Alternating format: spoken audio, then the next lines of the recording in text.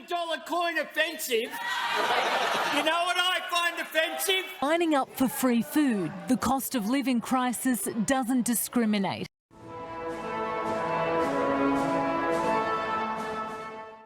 Here, more than 600 people a day ask for help. The cost of living is so prohibitive that food is the first thing that they skip. The government feeling the pinch. They're just making it harder for everybody to survive, and that's criminal. The fact that they thought a $1 an hour increase for people on the minimum wage would wreck the economy. That's what I find offensive. And that's why during the election campaign I held up that $1, because that said it all about the difference between Labor and the coalition. Those opposite will always stand up for those who don't need government to make a difference. Always there to say, let the market rip. Don't worry about helping people who need help. We on this side make no apologies for standing up for those people who are on the minimum wage. If you were just to distribute additional cash to people, you potentially make inflation worse and therefore don't help to solve the problem.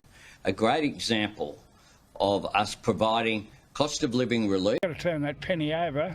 Have a look at both sides before you spend it. Data from the Bureau of Statistics shows over the past 50 years, some prices have jumped faster than inflation. Obviously, prices over time keep going up. I mean, we're no longer paying 20 cents for a loaf of bread, for example. In 1973, a six-pack of beer cost $1.40. 1 litre of petrol, 10 cents. In the 60s, a ticket to the Beatles, $3.70.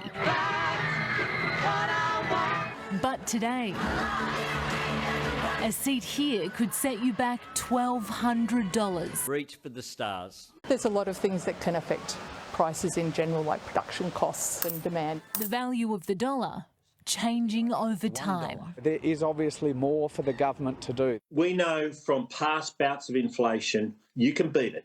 You can beat it.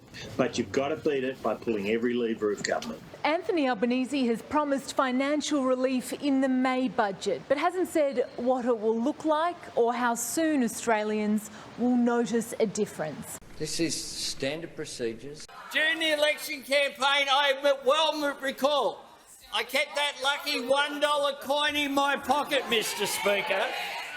I kept it in my pocket during the debate. Minister for Skills. During the debates, it's in the drawer. It is in the drawer. There you Here it is. It's in the drawer.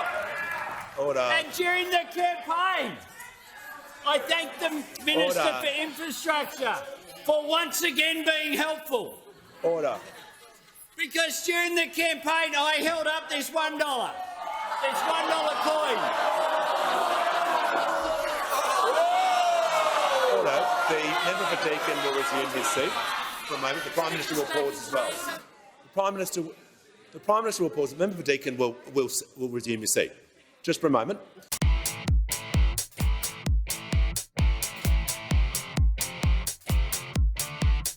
Australians are really doing it tough, and we need a better government.